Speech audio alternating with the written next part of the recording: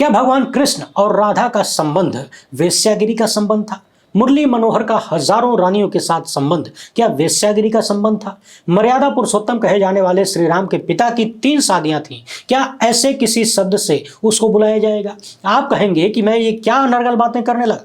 बिल्कुल सही, मुझे भी ऐसा ही लगा था कि ये आदमी जिसका नाम है अनिरुद्धाचार्य कैसी अनर्गल बातें कर रहा है। अभी अभी जो सवाल मैंने किए वो सवाल अनिरुद्धाचार्य की गोदी मीडिया पर की गई बकवास से निकल कर आए, और इस पर बात करना इसलिए जरूरी है क्योंकि न सिर्फ ये व्यक्ति सनातन धर्म का कबाड़ा कर रहा है, उसे अपमानित कर रहा है, बल्कि संविधान की भी धज्जियां उड़ा रहा है, देश की आधी आबादी को सरेआम गरिया रहा है और चौतरफा सन्नाटा है। सन्नाटा सिर्फ इसलिए है क्योंकि इसने धर्म का चोला ओढ़ लिया है, जबकि इनकी अज्ञानता का पहाड़ बहुत ऊंचा है। छोटे छोटे मामलों में भी ऐसी सड़क छाप ज्ञान दे देते हैं जिससे पता चलता है कि इनका लेवल क्या है। मगर सवाल यह है कि क्या 1.5 किलो चंदन टीका और मेकअप लगाने के बाद ऐसे लोगों को छूट मिल जाती है कि धर्म का धंधा करो और उसी धर्म को बदनाम करो अनर्गल बातें करके? और तो और जिन महिलाओं को देवी का रूप बताओ उन्हीं महिलाओं को अपमानित भी करो। अजब बात यह है कि इनको सुनने वाली ज्यादातर महिलाएं ही हैं, और उन महिलाओं को भी यह समझ नहीं आता कि ये महिलाओं के खिलाफ किस तरह की बकवास किया जा रहा है। तो किस तरीके से मनुस्मृति और आरएसएस की सोच को ऐसे ऐसे तथाकथित बाबा समाज में फैला रहे हैं, एक तरह से जहर बो रहे हैं, पूरे मामले पर विस्तार से बात करेंगे। धर्म के नाम पर जो रायता अनिरुद्धाचार्य जैसे लोग फैला रहे हैं, इस वीडियो में उसको समेटने का प्रयास किया जाएगा। हालांकि हमें मालूम है जितनी दूर तक इनका रायता पहुंच जाता है या पहुंचाया जाता है उतनी दूर तक हमारा हाथ नहीं पहुंचेगा, लेकिन आप चाहें तो पहुंच भी सकता है। वीडियो को पूरा देखने के बाद ज्यादा से ज्यादा लोगों तक शेयर करिएगा। पहली बार है तो चैनल को सब्सक्राइब करके घंटी बजा दीजिएगा टन से। इसके अलावा आपको पता है कि हम किसी धन्ना सेठ या राजनीतिक दल के नंबर नहीं चलते और न ही किसी फर्जी बाबा का एजेंडा चलाते हैं। हमारा काम पसंद आता हो तो इस QR कोड या फिर मोबाइल नंबर का प्रयोग करते हुए जो भी हो सके आर्थिक सहयोग भेजने का प्रयास जरूर करें, क्योंकि जानकार लोग बताते हैं कि सत्ता, सेठ और बाबा इन तीनों का रिश्ता बड़ा मजबूत होता है। और अब तो इसमें गोदी मीडिया भी जुड़ चुका है, और चारों मिलकर आपके साथ जो कर रहे हैं, देश के संविधान और लोकतंत्र के साथ जो कर रहे हैं, बराबरी के अधिकार के साथ जो कर रहे हैं, वो बताने की जरूरत नहीं है। इसलिए हमारे साथ बने रहिए और वीडियो को आखिर तक देखिएगा, बहुत आनंद आने वाला है। अनिरुद्धाचार्य स्वामी विवेकानंद को अपना आदर्श मानते हैं। वो ये भी कहते हैं कि मांसाहार गलत है, लेकिन जब उन्हें पता चलता है कि स्वामी विवेकानंद मांसाहार के पक्षधर थे तो अनिरुद्धाचार्य बहाने बनाने लगते हैं, ट्रांसपोर्ट का रोना रोने लगते हैं। घुंघराले बाल, महंगे वस्त्र और माथे पर तिलक, इसके साथ ही 1.5 किलो मेकअप लगाकर बैठे अनिरुद्धाचार्य की दलील है कि स्वामी विवेकानंद बंगाल में जन्मे थे इसलिए मछली खाते थे। मजबूरी यह थी कि 50-60 साल पहले बंगाल में ट्रांसपोर्ट की सुविधा नहीं थी तो लोग मछली चावल खाया करते थे।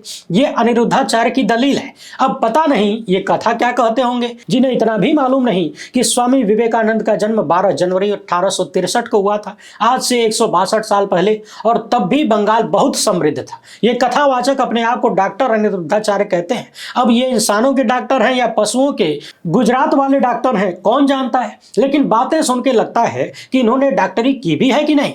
अपने आप को डॉक्टर तो कहते हैं और इनको ये भी मालूम नहीं कि भारत में औद्योगिक विकास अगर कहीं हुआ तो सबसे पहले बंगाल में हुआ, उससे भी पहले जाएंगे तो और विकास हुआ कोलकाता में हुआ, जहां से अंग्रेज अपना शासन चलाते थे। कोलकाता अंग्रेजी शासन में राजधानी था और वहां ट्रांसपोर्ट की सुविधा सबसे जबरदस्त थी, भारत के किसी भी शहर के मुकाबले ज्यादा बेहतर थी। आज भी आप जब कोलकाता की सड़कों पर जाएंगे तो ये महसूस होगा कि यहां पर सदियों पुरानी विकास की व्यवस्था रही है।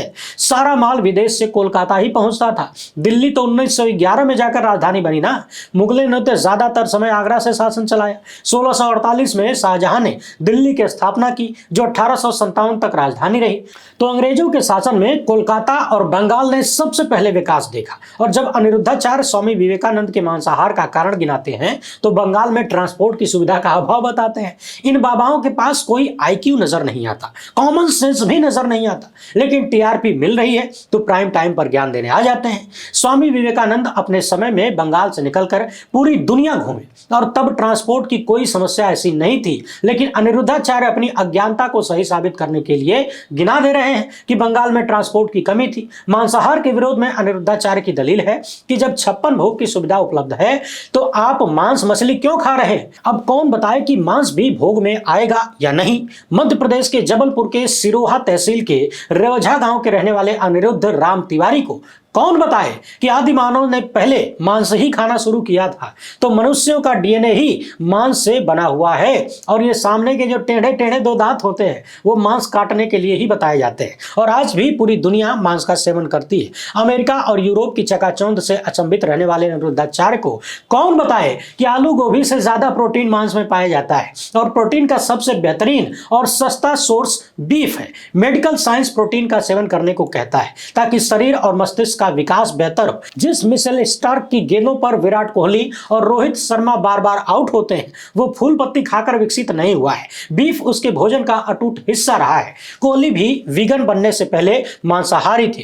गरीब के लिए 1 किलो बादाम खरीदना संभव नहीं है लेकिन वो हर दिन 1 अंडा खा सकते हैं। अनिरुद्धाचार्य को नहीं पता कि इस देश में करोड़ों बच्चे एनीमिक हैं, कुपोषण के शिकार हैं, उनमें खून की कमी है और 15 से 49 साल की महिलाएं भी आधी से ज्यादा खून की कमी की शिकार हैं। कारण है पौष्टिक भोजन की कमी न मिल पाना। लेकिन अनिरुद्धाचार्य जैसे लोग गाल बजाने में बहुत आगे हैं। गाल बजाने में जाता ही क्या है, और जब गाल बजाने से ही सब कुछ आ रहा है, कुछ भी बोल देने से ही सब कुछ आ रहा है, सब कुछ का मतलब समझ रहे होंगे, तो फिर क्या जरूरत है सच बताने की। वैसे कुछ साल पहले तक ये भी चर्चा होती थी, शायद अभी तक भी हो, कि पूरी दुनिया में अब तक एक भी व्यक्ति ऐसा नहीं था जिसे नोबेल पुरस्कार मिला हो और वो शाकाहारी हो, यानी सारे मांसाहारियों को ही नोबेल पुरस्कार मिला। अब नोबेल पुरस्कार पाने के लिए कुछ न कुछ उत्कृष्ट करना होता है। अब उत्कृष्ट करने वाले मांसाहारी ही क्यों है, ये अपने आप में जांच का विषय है। लेकिन धर्म को धंधा बनाकर जेब भरने वाले लोग दूसरों की प्लेट में क्या परोसा जाएगा ये तय करने की कोशिश करते हैं। फूड पॉलिटिक्स को समझने वाले लोग जानते हैं कि भारत में कैसे शुद्धतावादी राजनीति ने करोड़ों लोगों को प्रोटीन युक्त भोजन से वंचित कर दिया है।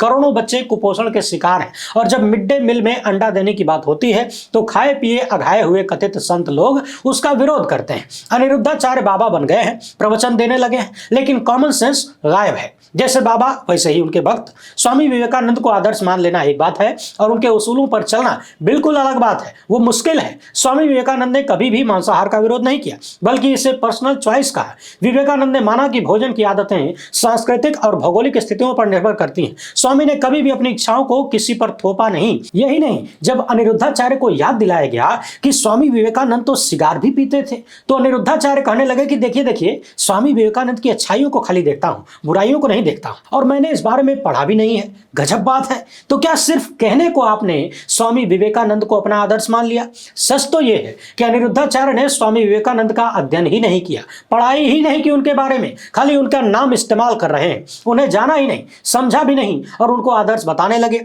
माना नहीं, बताने लगे। अनिरुद्धाचार्य जैसे लोगों के लिए कबीर कह गए हैं कि बुरा जो देखन में चला बुरा न मिलिया कोई, जो दिल खोजा अपनो मुझसे बुरा न कोई। वैसे अनिरुद्धाचार्य हर मामले के विशेषज्ञ हैं। मंदिर मस्जिद विवाद के तो उस्ताद हैं एकदम। संभल और बदायूं में मस्जिदों के नीचे मंदिर ढूंढने के विवाद पर दो टूक कहते हैं कि अगर मस्जिदों के नीचे मंदिर है तो सारे मंदिर हिंदुओं को वापस मिल जाने चाहिए। वो ये भी कहते हैं कि जितने मस्जिदों के नीचे मंदिर है उन सभी को हिंदुओं को दे देना चाहिए और उसके लिए सलाह देते हैं कि एक बार सारे मस्जिदों की खुदाई कर दी जाए ताकि मंदिर होने का जांच कर लिया जाए।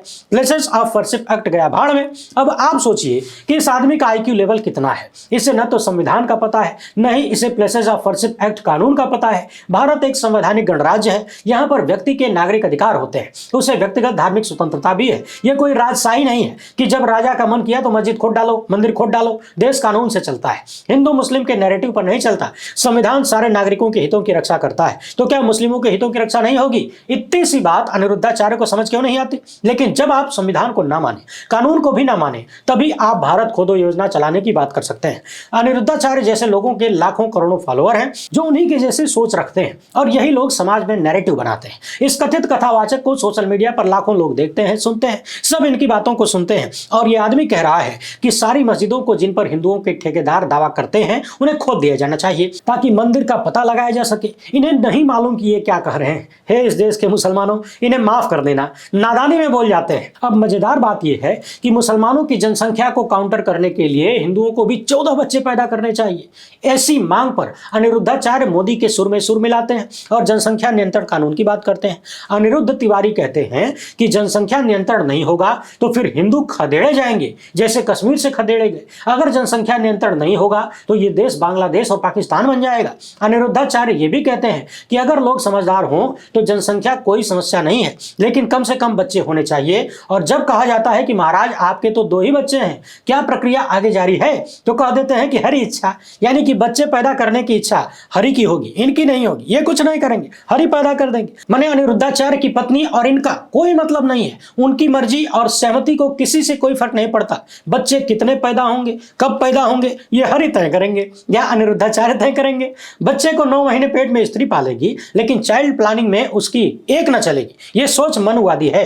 मनुस्मृति में यही लिखा है, बाप, पति और बेटा स्त्री को कंट्रोल करे, यानी स्त्री कंट्रोल में रहे, गुलाम बनकर रहे। अनिरुद्धाचार्य की सोच मनुस्मृति की सोच है, खतरनाक है ये सोच। सवाल ये भी है कि अगर बच्चे हरि की इच्छा सही होने वाले हैं तो फिर जो अल्लाह के नाम पर बच्चे पैदा कर रहे हैं उनमें और अनिरुद्धाचार्य में क्या अंतर रह गया? और हरि की इच्छा से ही बच्चे पैदा होंगे तो महाराज पत्नी के साथ क्या करते हैं? पाप को धोने के नाम पर गंगा को प्रदूषित करने वाले अपने सुकर्मों और कुकर्मों के लिए ईश्वर को दोषी ठहराते हैं। क्या यही सनातन का इतिहास रहा है? अनिरुद्धाचार्य जैसे लोग धर्म के लिए हानिकारक है, एकदम हानिकारक है। जो जनसंख्या नियंत्रण की बात करते हैं तो साबित कर देते हैं कि वो किसके एजेंडे पर बात कर रहे हैं। जनसंख्या नियंत्रण का एजेंडा आरएसएस और नरेंद्र मोदी का एजेंडा है। आरएसएस बहुत सारे लोगों को संतों के भेष में समाज के भीतर स्थापित कर देता है और ऐसे लोग आरएसएस के मुद्दे पर कंसेंसस बनाने की कोशिश करते हैं कथाओं के जरिए, प्रवचन के जरिए। अनिरुद्धाचार्य भी वही कर रहे हैं। वो जनसंख्या नियंत्रण की बात करते हैं, गौ हत्या रोकने की बात करते हैं। मुसलमानों के प्रति अनिरुद्धाचार्य की नफरत का अंदाजा इस बात से लगाइए कि वो प्रयागराज में लग रहे कुंभ मेले में दूसरे धर्म के लोगों को एंट्री न देने की वकालत करते हैं। कहते हैं कि जब महात्मा गांधी लोगों को सनातन का महत्व नहीं समझा पाए तो अब समझाने का कोई मतलब नहीं। अनिरुद्धाचार्य मुसलमानों को विधर्मी बोलते हैं और कहते हैं कि हिंदुओं को सारे काम करने चाहिए, प्लम्बर का काम, चिनाई का काम, पुताई का काम, सारे काम। अनिरुद्धाचार्य की टेंशन है कि मुसलमान सारे काम करने लगे हैं और हिंदू ये सब काम करना बंद कर रहे हैं। उन्हें शिकायत है कि हिंदुओं के बच्चे बेरोजगारी बेरोजगारी चिल्लाते हैं, मुसलमान क्यों नहीं चिल्लाते कि मैं बेरोजगार हूं, मैं बेरोजगार हूं। अनिरुद्धाचार्य को अगर ज्ञान होता तो उन्हें मालूम होता कि एक समाज जब शिक्षित होता है तो आगे बढ़ने को देखता है, पीछे नहीं देखता। हाँ, फर्जी कथावाचकों के अवतारी पुरुष हिंदुस्तान को जरूर पीछे ले जा रहे हैं, लेकिन जो पढ़ लिख लिए हैं वे अपने लिए बेहतर रोजगार की तलाश करेंगे। वो क्यों जाए नीचे का रोजगार करने, वो ऊपर जाने की कोशिश करेंगे। जैसे मजदूर कोशिश करता है कि मैं राजमिस्त्री बन जाऊं, राजमिस्त्री कोशिश करता है कि मैं ठेकेदार बन जाऊं, तो इस तरह से सबको आगे बढ़ने की सोचनी चाहिए। मगर इनकी दूसरे प्रॉब्लम है, ये चाहते हैं कि सब काम में घुस जाए, जो ऊपर वाला है नीचे घुस जाए। चिनाई और पुताई का काम पक्का रोजगार नहीं है, लेकिन अनिरुद्धाचार्य की आंखों पर जाति का चश्मा चढ़ा है। उन्हें नहीं पता कि जब एक समाज को हाशिए पर ढकेल दिया जाता है तो वो सारे काम खुद ही करने लगता है, वो आत्मनिर्भर बनने लगता है। इस देश में दलितों ने भी सारे काम खुद करना शुरू कर दिया। जाति के नाम पर किनारे किए गए समाज ने बाल काटने, पंचर साटने, मकान बनाने और पूजा करना भी खुद ही शुरू कर दिया। और आज यदि बदलाव हुआ है तो उनकी राजनीतिक ताकत की बदौलत हुआ है, जो उन्हें संविधान से मिलता है। और आज ये मुसलमानों के साथ हो रहा है। तो मुसलमान अपनी जिंदगी चलाने के लिए सारे काम नहीं करेंगे तो कौन करेगा? अब तिवारी जी तो चिनाई का काम करेंगे नहीं तो फिर जनता को टोपी कौन पहनाएगा? सवाल यह है कि किसी भी समाज को ऐसी स्थिति में डालने के लिए कौन जिम्मेदार है? निश्चित तौर पर अनिरुद्धाचार्य जैसे लोगों की सोच, जो देश की 20% आबादी का आर्थिक बायकॉट करते हैं। वे बेरोजगारी का समाधान वर्ण व्यवस्था और जाति व्यवस्था में तलाशते हैं। कहते हैं कि जब वर्ण व्यवस्था थी तब बेरोजगारी नहीं थी, मतलब नाई बाल काट रहे थे, कुम्हार बर्तन बना रहे थे, बनिया राशन बेच रहा था, भिस्ती पानी पिला रहा था। असल सवाल यह है कि अनिरुद्धाचार्य की सोच कहां से आ रही है, उन्हें यह ज्ञान कहां से मिल रहा है। निसंदेह उन्होंने व्हाट्सएप यूनिवर्सिटी ज्वाइन किया है, इसलिए उन्हें इस बात से शिकायत है कि आज लोग राजा का बेटा राजा नहीं बनेगा का नारा लगा रहे हैं। अनिरुद्धाचार्य चाहते हैं कि वर्ण व्यवस्था बनी रहे और बेरोजगारी का समाधान भी वो इसी में तलाश रहे हैं। ऐसे लोग समाज के बड़े वर्ग का माइंड वॉश कर रहे हैं, जो संवैधानिक गणतंत्र के लोगों को नागरिक के तौर पर नहीं बल्कि हिंदू मुसलमान के चश्मे से देख रहे हैं। ये बहुत खतरनाक स्थिति है। अफसोस इस बात का है कि अनिरुद्धाचार्य जैसे लोग घर घर पहुंच रहे हैं। मध्य प्रदेश के जबलपुर के रहने वाले अनिरुद्ध तिवारी की मांग है कि देश में शिक्षा सबके लिए एक जैसी होनी चाहिए। मुख्यमंत्री का बेटा हो या मजदूर का बेटा हो, सब एक ही पढ़ाई पढ़ें, एक ही स्कूल में पढ़ें। इस तरीके की व्यवस्था होनी चाहिए। समानता की बात तो सब करते हैं, लेकिन समानता है कहाँ? यही अनिरुद्धाचार्य बेरोजगारी के मामले पर वर्ण व्यवस्था की वकालत करते हैं और कहते हैं कि हिंदुओं के बेटा बेटी पढ़ लिख करके बेरोजगारी बेरोजगारी चिल्ला रहे हैं, वो काम नहीं कर रहे हैं, आलसी हो गए। और समान शिक्षा की बात करके अनिरुद्धाचार्य अपनी ही बातों को काटते हैं, क्योंकि वर्ण व्यवस्था में सबको पढ़ने का हक नहीं था, सबको गुरुकुल जाने की अनुमति नहीं थी। ज्योतिबा फूले के शब्दों में कहें तो जैसे नाई बाल काट के पैसा कमा रहा है, अनिरुद्धाचार्य जैसे लोग भी भिक्षा मांग के कमा रहे हैं। धर्म इनके लिए धंधा है, धर्म का कोई मायने नहीं है। अनिरुद्धाचार्य कभी भी ब्राह्मण के पैसे पर सवाल नहीं करते। तमिलनाडु और केरल में अब दूसरी जातियों के लोग पुजारी बनने लगे हैं, लेकिन उत्तर भारत में ऐसा नहीं होता। तो सामाजिक असमानता के लिए किसे दोष दिया जाए? अनिरुद्ध जैसे लोगों के लिए ये रॉकेट साइंस जैसा मामला है, पल्ले नहीं पड़ेगा। वे खुद को कथा कथावाचक बताते हैं और कहते हैं कि हम काम करते हैं, मेहनत करते हैं, प्रभु का ध्यान, उनकी लीलाओं का वर्णन करते हैं। अनिरुद्धाचार्य के लिए काम है ये। यहाँ पर एक बार फिर से वो ज्योतिबा फूले को सही साबित कर रहे हैं कि कथावाचन उनका धंधा है। हालांकि खुद के सबसे महंगे कथावाचक होने पर कहते हैं कि जो लोग श्रद्धा से दे देते हैं उसी से हम काम चला लेते हैं। क्या बात है, करोड़ों की गाड़ी में काम चला रहे हैं। अब आते हैं लिव इन रिलेशनशिप के सवाल पर। हिंदी खबर के अतुल अग्रवाल को दिए इंटरव्यू में टीआरपी बाबा उर्फ अनिरुद्धाचार्य ने लिव इन को वेश्यागिरी कह दिया। आज उसी को लिव इन कहते हैं। अब सवाल यह है कि क्या लिव इन में रहने वाली लड़कियों को वो वेश्या कह रहे हैं? इस सवाल पर अनिरुद्धाचार्य ने कहा कि शादी से पहले अगर एक लड़की 4 लड़कों के सामने खुद को परोसती है तो इसको क्या कहते हैं? वो सवाल करते हैं और बार बार कहते हैं, क्या इसे सती सावित्री कहा जाएगा? जब एक स्त्री अपने आप को 4 लोगों के सामने परोस दे तो उसे क्या कहा जाएगा? अनिरुद्धाचार्य कहते हैं कि अगर आप बिना विवाह के किसी स्त्री के साथ रहते हैं तो यह पाप है, और बिना विवाह के किसी पुरुष के साथ रहते हैं तो यह भी पाप है। वेश्यावृत्ति को लिव इन का नाम दे दिया गया है। अब अनिरुद्धाचार्य को क्या कहा जाए? बहुत कम लोगों को उनकी शुरुआती जिंदगी के बारे में पता है। यह भी नहीं पता कि उनके पास जो डॉक्टर की डिग्री है वो पढ़ के हासिल की गई है या फिर गुजरात वाली है। अनिरुद्धाचार्य जिस सनातन की बात करते हैं उसी सनातन के सबसे बड़े राजनीतिक देवता राम के पिता दशरथ की 3 पत्नियां थीं। तो क्या अनिरुद्धाचार्य उस पर कुछ बोलेंगे? द्रौपदी के 5 पति थे, अनिरुद्धाचार्य इस पर क्या कहेंगे? क्या द्रौपदी वेश्या थी? अभी तो रुकिए, कृष्ण की 16,000 पटरानियां बताई जाती हैं, तो क्या कृष्ण वेश्यागिरी करते थे? वेश्या सिर्फ महिला नहीं बल्कि पुरुष भी वेश्या होते हैं। आज की भाषा में जिगोलो। अनिरुद्धाचार्य जवाब नहीं दे पाएंगे। राधा ने कृष्ण के साथ प्रेम किया था तो राधा को अनिरुद्धाचार्य क्या कहेंगे? गोकुल और वृंदावन में हजारों गोपियों के साथ रास रचाने वाले श्याम क्या करते थे? अनिरुद्धाचार्य जैसे लोगों को धर्म और आस्था के नाम पर रायता फैलाने से बचना चाहिए। वे मुसलमानों को विधर्मी मानते हैं और हिंदुत्व के ठेकेदार उन्हें चिढ़ाने के लिए कहते हैं कि एक चच्चा 40 बच्चा। लेकिन यहाँ तो मर्यादा पुरुषोत्तम की 1 से ज्यादा माताएं थी, मुरली मनोहर की हजारों प्रेमिकाएं थी, 16,000 पटरानियां थी, राधा जैसी प्रेमिका और रुक्मिणी, सत्यभामा, जामवंती जैसी पत्नियां थी। तो अनिरुद्धाचार्य इस पर क्या कहेंगे? है कोई जवाब? सनातन को कृष्ण के जरिए देखा जाए कि अनिरुद्धाचार्य के चश्मे से देखा जाए? रेवझा गांव के तिवारी जी कहते हैं कि रावण के अंदर वासना जाग गई थी, इसलिए वो सीता जी को चुरा कर ले गया था। लेकिन तिवारी जी ये नहीं बताते कि कृष्ण ने अपने दोस्त अर्जुन के साथ अपनी बहन सुभद्रा की शादी कैसे कराई। क्या बलराम के डर से अर्जुन सुभद्रा को भगा नहीं ले गए थे? ये क्या था? अनिरुद्धाचार्य इसे कैसे एक्सप्लेन करेंगे? क्या कृष्ण ने रुक्मिणी को भगाया नहीं था? तिवारी जी इस पर क्या कहेंगे? अनिरुद्धाचार्य जैसे लोगों को यह नहीं पता कि इस देश का संविधान युवाओं को और युवतियों को लिव इन में रहने की आजादी देता है। यानी संविधान आजादी दे रहा है और ऐसे ऐसे बाबा कह रहे हैं कि यह वेश्यागिरी है। संविधान का अनुच्छेद 21 जो जीवन और व्यक्तिगत स्वतंत्रता का अधिकार प्रदान करता है, लिव इन को विधिक मान्यता देने के लिए संवैधानिक आधार के रूप में काम करता है। सुप्रीम कोर्ट ने अपने व्याख्यात्मक क्षेत्राधिकार का प्रयोग करते हुए अनुच्छेद 21 के दायरे में वैवाहिक स्थिति पर ध्यान दिए बिना किसी भी व्यक्ति को अपनी पसंद के साथी के साथ रहने के अधिकार को शामिल किया था। अनिरुद्धाचार्य जैसे लोग वर्ण व्यवस्था का समर्थन करते हैं, जाति व्यवस्था का समर्थन करते हैं और मनुस्मृति की वकालत करते हैं। वे लोग संविधान की कितनी परवाह करते हैं, ये किसी से छुपी हुई बात नहीं है। मनुस्मृति की सोच महिलाओं की आजादी को कंट्रोल करने की है। अनिरुद्धाचार्य महिलाओं को कम कपड़े में देखकर विचलित हो उठते हैं, उनकी भावनाएं बढ़ जाती हैं। जिनका अपनी इंद्रियों पर काबू न हो वे संत कहलाने के लायक हैं क्या? क्या वो कथावाचक होने की भी योग्यता रखते हैं? और ऐसे लोग विवेकानंद को अपना आदर्श भी बताते हैं। शास्त्रों में ऐसे ही वक्त को घोर कलयुग कहा गया है। यकीन न हो तो उठा के देख लीजिएगा। इसके अलावा अनिरुद्धाचार्य ने और भी बहुत सारे मामलों पर ऐसी अनर्गल बातें की हैं जो कि असंभव है, जो प्रैक्टिकल नहीं है, जो कभी नहीं होती, हो ही नहीं सकती, जो अनसाइंटिफिक है। मगर फिर भी बाबा है, माइक है, सुनने वाले हैं, भीड़ है, टीवी चैनल है, तो सब कुछ चलेबुल है। ये न्यू इंडिया है, ये अमृतकाल है, हम विश्वगुरु होने वाले हैं। वीडियो पसंद आई हो तो ज्यादा से ज्यादा लोगों तक पहुंचाएं। पहली बार है तो चैनल को सब्सक्राइब कर लीजिए। हमसे जुड़ने के लिए बहुत बहुत धन्यवाद। जय हिंद।